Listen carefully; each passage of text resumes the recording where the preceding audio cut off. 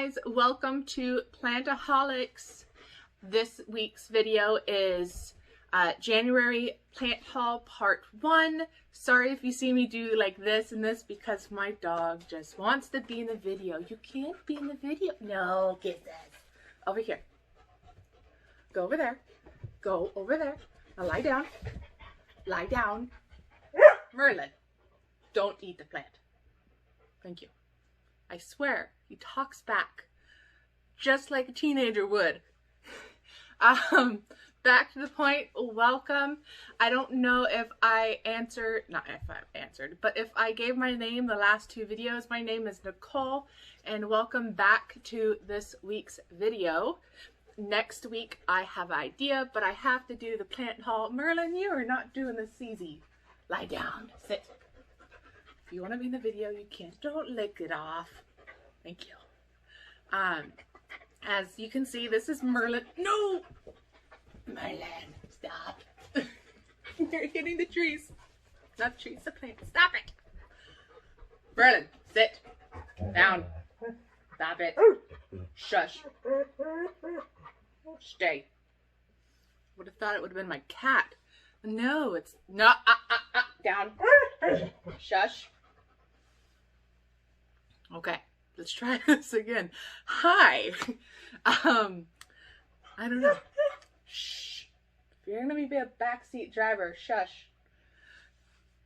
Okay, so January plant haul part 1, because I still have plants in quarantine and I don't want to bring them out just in case they have something and affect all that I have out here, because I don't have enough room in my quarantine room to put all my plants back in, which is probably a mistake. So as you saw, that was Merlin. He is my 4-year-old collie. He's my sweetie pie. When I got him, he was 12 pounds. Stop running by the plants. Merlin, lie down. Shush. Be a good boy. You stay. Okay. Sorry. Yeah, when I got him, he was 12 pounds. He was the size of a Shih Tzu. He's now 60 pounds and he runs like a horse. But he's really sweet and he's never damaged any of my plants, even with his big fluffy tail. But he's my social butterfly. So you might be seeing him in videos, and you might even catch a glimpse of Cass, my cat. You saw him in the last video of my walkthrough through my living room. And so let's get on with the video. Unless you want to watch my puppy dog, I can always do a video of Merlin. I wouldn't mind that. He's my social butterfly. He'll probably enjoy that like he is right now.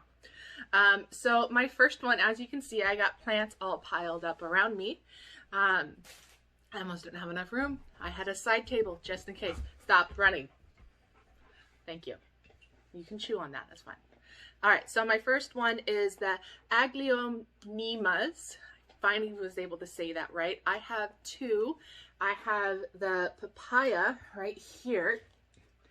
She's not a little happy. I don't know what's going on. She's not overwatered and she's getting pretty great light. It's the same light that my other 2 are getting. And I'm just going to call them Aggies because it's been difficult. But I still got this awesome new growth. And as you can see, look at the pink.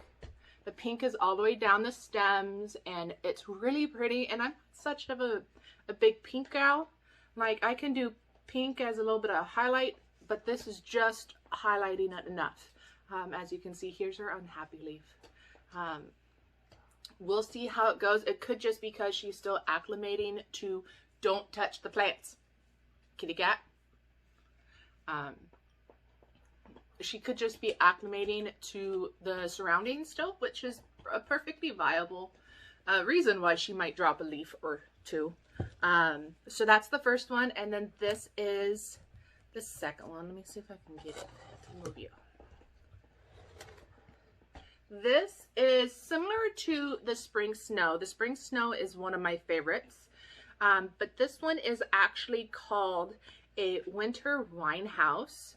The leaf prints are a little different. It's more like a splash than a speckle, where the speckle is more the spring snow, and this one's like it's been splashed on with the paintbrush and smudged in and blended in with the green, and it is really pretty. And I am getting some new growth coming in at the bottom, so it's definitely happy, and I really like the pot. Keep growing. So yeah, this is one of my favorites. Aggies, they really like low to bright light, but they are also great plants to have in an office or in a bedroom that just doesn't get a lot of light. Like my living room has north facing windows, and so I have a couple grow lights hanging up just so that I know my plants are getting enough, because I'm already so connected to these guys, and I would probably burst into tears if anything did happen to them, and I don't want to burst into tears.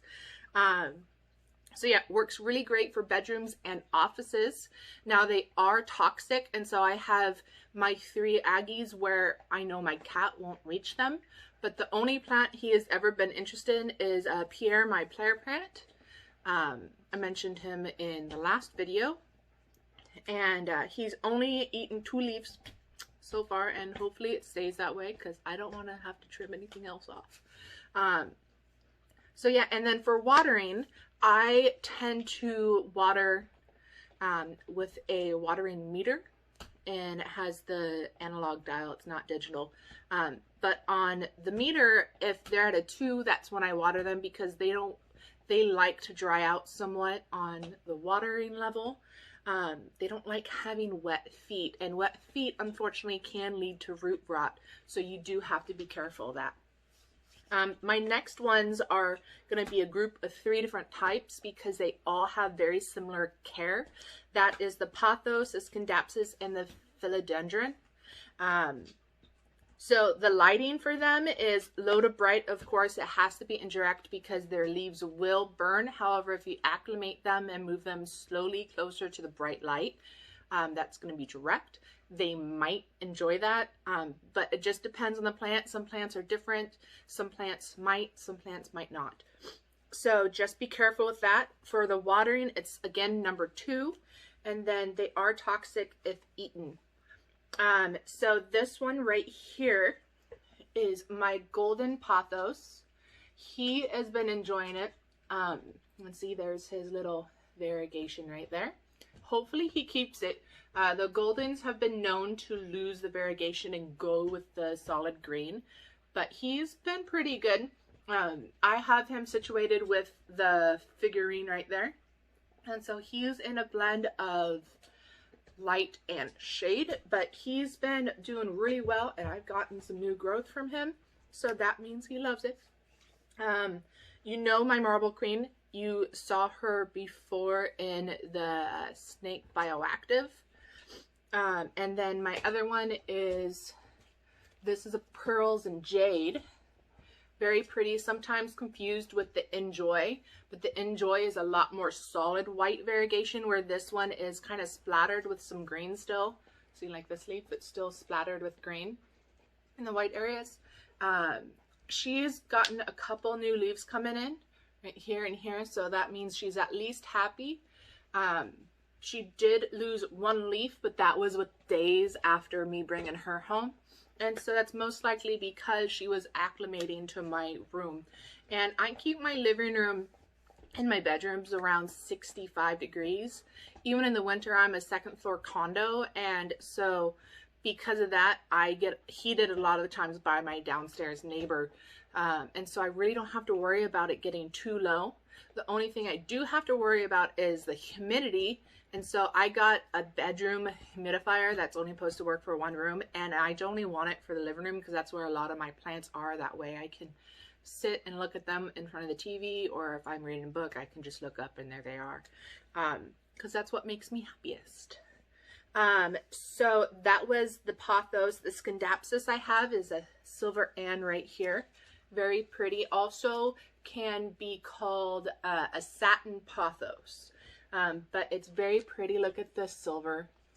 And then some of them have even more silver. Like, see, there's a new leaf coming in right there, in there. So she's definitely enjoying it.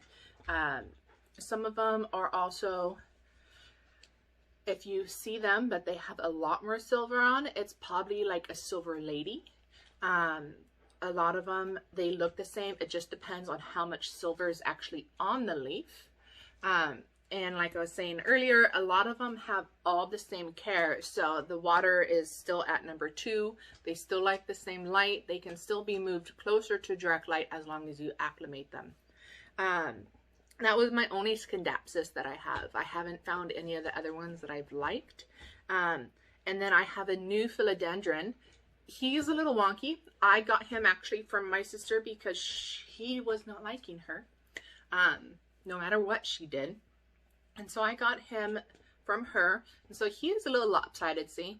And this is just the cover pot because he's in with my Snake Luna in the Bioactive Tutorium. So there's a lot of heat and a lot of humidity. But all the new growth comes in orange and it slowly turns into this green. And so, too much plants. So you can really see the color variety coming in, and he's definitely got some new growth coming in. So hopefully that means he likes it here and he's going to put off some new shoots. And if he puts off some new shoots, then he's going to be bigger, because that would be nice. I like that variety, and it's different from my usual white and green variety that I have.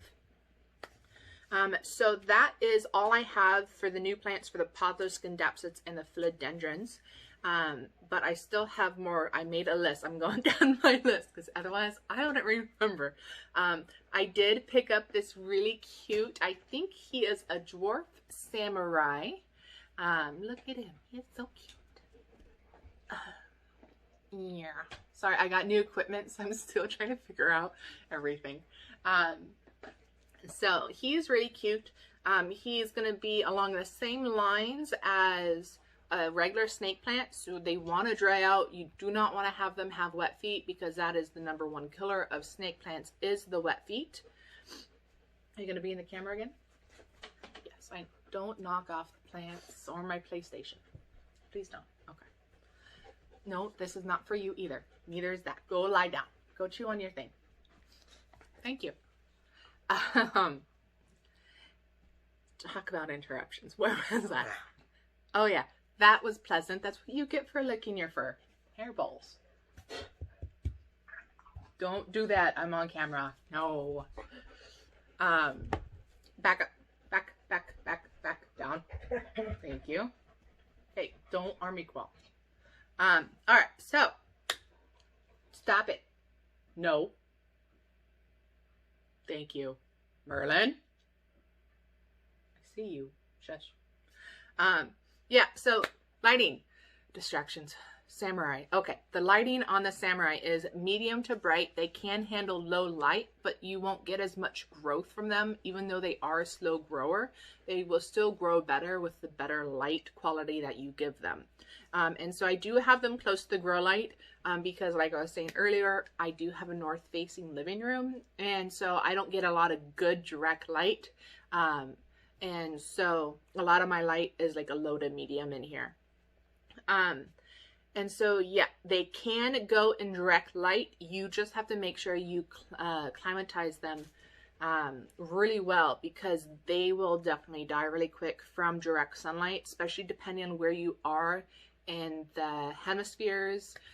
Because, like, I'm in the Pacific Northwest, so a lot of the light we get up here is pretty filtered. Compared to the light, like, say, in Southern California or Arizona or New Mexico, that is a lot harsher light than what we get up here. So you want to be careful on what plants you have in your windowsills. Like, he'd be perfectly fine in a south-facing windowsill here in my condo, but he wouldn't be down in Arizona. So you just have to be careful. So after this guy, here's another present I got from my other sister.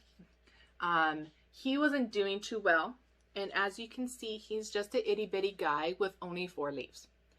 And he has been doing all right. I haven't gotten any new growth from him yet, but he hasn't died. So I'm taking that as a win. And he is a Monstera addisonii. They like the bright light, but it has to be indirect. So I have him pretty close to my grow lights so that he gets more of a light. And he's been doing all right. He does have this yellow yellow spot. It hasn't expanded. It hasn't gotten worse. And so it's been doing pretty good, and maybe it'll turn back green. It might not. I don't know. It just depends. But yeah, this guy, he's pretty cute. Another present from my sister. I tell their husbands, like, hey, they're giving me plants. It's good. And then they always replace those plants with more because I drag them out to nurseries. So that's the Monstera Addisonii. And then let me flip my page because I got more. Just a couple more. All right. And then we have a Dracaena. This is the Janet Craig variety. There is tons of varieties. Merlin, leave it. Go on, leave it. But I like the Janet Craigs. They're toxic if eaten. Most of the plants are that I have on this table, except for the Calatheas. Don't you dare. No, I don't want kisses. Go away. I'm on the floor, so I'm in his territory apparently. He just has to feel the love. So yeah, Janet Craig. And they like medium to bright light. So again, I have them close up to my grow lights. Watering is again a number 2. Most of these plants are number 2 on my meter because they just do not want wet feet. But they're pretty good, and they start off looking like a bush, but the more they grow, they will actually get a tree trunk sort of stem because they grow up. They're basically a tree. That's what they are. They're a tree. But I really think it's cute. This one I actually got from my sister as well, just because he wasn't really bringing her joy, and I look at him and I'm like, okay, I like you. And plus he was on my wish list. So he's on my wish list. I got him. All right. And then another one is my Pilea. Oh, sorry, not Pilea. Pilea peperomioides. That last one really gets me. Like, I have it written out, sounded out. It is also known as the money plant or the friendship plant. This guy is itty bitty, but he is so cute. He is so cute. He's just in a small, like 1 to 2 inch pot. He's leaking on me. Merlin, sit. You can't have this even though you're my friend. No, you cannot. So they are known as friendship plants because when they propagate, they are really easy to give to friends because they propagate so much by themselves. A lot of the times you don't have to do anything. They like medium to bright light, but not indirect light. Again, they're on watering number 2, but they do like to be on a set schedule. And there is something called the taco test. I learned this from another YouTuber, Nick. He's pretty awesome. He's in Philadelphia. But some plants that are more on the succulent side, that's what's called the taco test. So if you know how when you hold the taco, you bend it up like this. You don't want to do it too rough, but you can do this and see how he barely moves. That means he doesn't need water. So this morning, I was actually able to fold him up just a little bit more than that, and it was rather easy. I didn't have to put a lot of pressure into him. And I'm like, okay, he needs some water, and his leaves have already stiffened right back up. It's because they hold a lot of moisture in their leaves. And because of that, they have those thick leaves, and if you pressure them into the taco test, you'll actually snap a leaf in half if you do it when it doesn't need to be done. But they are cute, and he's actually gotten a little bit bigger since I got him in height, and so that's nice. They are non-toxic, so they're really great to have if you have pets, or if you want a guinea pig plant, like if you have a cat, you don't know if they're really going to munch down on a plant. That will work. I don't need a toy. Can you lie down? Thank you. With your butt down too. Perfect, thank you. And so that's a nice thing. It's like, yes, you want to be on a set schedule for them with the watering, but I check my plants like every other day. I walk by because I have to turn on the grow lights in the morning and I have to turn them off at night because they're not on a timer. And so when I turn the grow lights, I'll just do a little taco test on him, and if he needs it, like he needed it this morning. And so it's really easy to tell with him.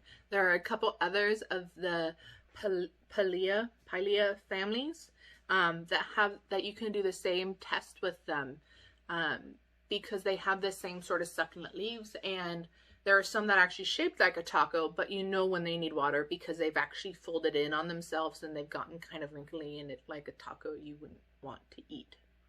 But these ones are nice, and hopefully it gets big enough because then I'm going to give my best friend one of its babies, because, you know, it is considered a friendship plant. The other one I'm not going to be able to show you. I will have to take a picture of it in the bioactive tank because he was having problems outside of it. It's a nerve plant, and they like bright to medium indirect light, but they do not want to dry out. So on my water meter, I have them around a 4 or 5, but they really want high humidity and they want to be misted. Because the thing with nerve plants is they have something that's called a fainting spell. And it's basically they don't have enough moisture and they just collapse. It looks like something trampled on them because they just collapse. Don't you dare squeak that. Can I have it? Drop it. Merlin. Thank you. That would have been really loud and very distracting. And we don't want that. Don't be kissing up to me now. No. So where was I? Oh, yeah, they are known to faint. So if you have a nerve plant and you just come in one morning and it looks like it got stepped on, it's because it's not getting enough water or humidity, and it will perk back up like within the day that if after you water it. However, too many fainting spells can actually... Merlin, no. He's gonna push over the camera. Go lie down. Shush. Thank you. Yeah, nerve plants fainting. Yes, that's what we were talking about. Gosh, I'm getting distracted. So too many fainting spells will actually cause them not to perk back up, and it will unfortunately lead to them dying. So you want to make sure you're definitely keeping them moist, keeping them with humidity, and that's why I ended up moving him into my snake's bioactive, because since it has a bioactive, it has a water reservoir along the bottom, and so it cycles through its own humidity, and it keeps the soil moist. And even though he's not planted in there, he is still in his nursery pot. It will keep that humidity high for him, especially since I keep it around the 60s to 80s in there anyways for my... Sorry, excuse me. That was rude. Usually it's my dog who burps. What was I saying?